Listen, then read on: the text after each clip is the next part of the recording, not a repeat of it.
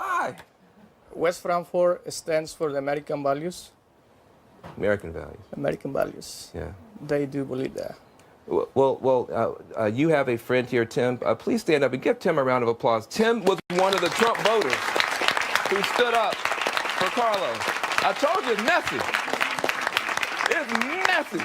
Now I am confused, sir. Trump said he was going to deport a bunch of people. Trump said he was going to build a wall. And then you voted for the man. And then he started deporting people. And you said, no. I'm confused. Well, I really wasn't confused myself.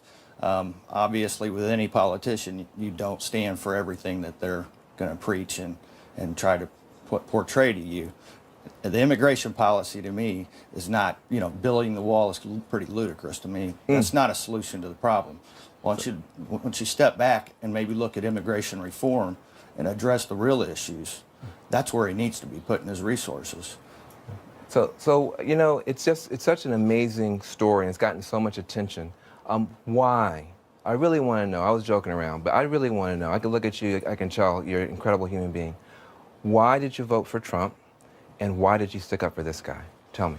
Well, with the two candidates that were running, in my opinion, Donald Trump was the one that was more for a decision for me. What's you like about it? Well, I mean, for number one, our area is very dependent on coal mining. Wow. And so his coal mining legislation was very important to us. My daughter's married to a coal miner. Say no more.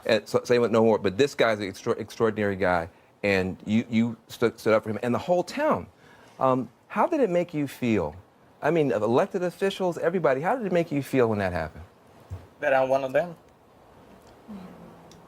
Wow.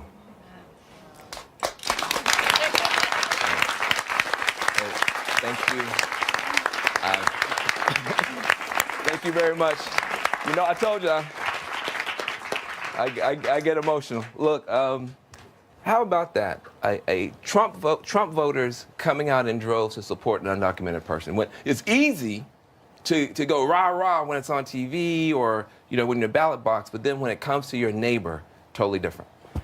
Well, it's two things. One, you go, not every Trump supporter is racist. You could even argue that most of them are not racist. And then I would turn that and say, then for Trump supporters, why would you say all immigrants are criminals? Would you not say that same logic should be applied to them? Another thing that you got to look at is what you said is the truth of it all.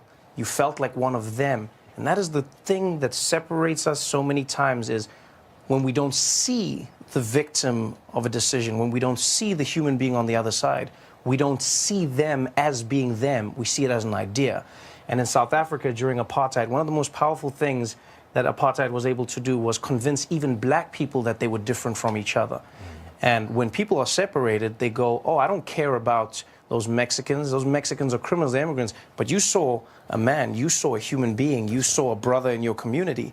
And that's essentially what it boils down to, is we don't put faces to this. A lot of the time politicians put forth ideas, but there are human beings on the other sides of the ideas. It's not the coal industry, it is a coal miner who is a man.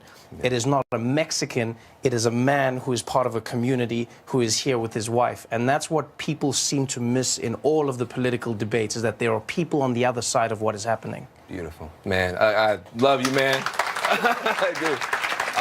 Trevor, Noah, thank you. Thank you so much for having me, man. Get this man's book, by the way. If you think he's profound here, get the book. It's unbelievable. When we come back, President Trump promised during the campaign he was going to repeal and replace Obamacare.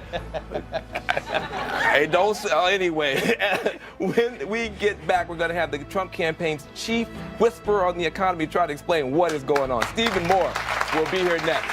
Stephen Moore.